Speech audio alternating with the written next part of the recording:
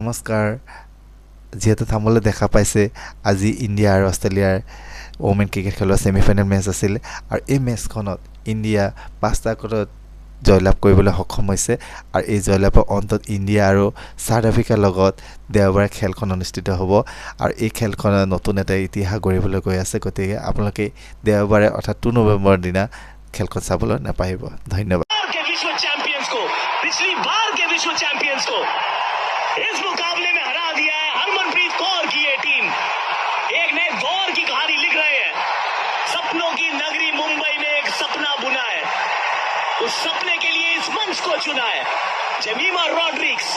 मुंबई की लड़की और एक बहुत खूबसूरत कहानी लिखी है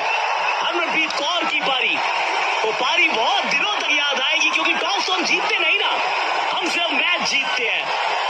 विश्व रिकॉर्ड स्थापित किया है विश्व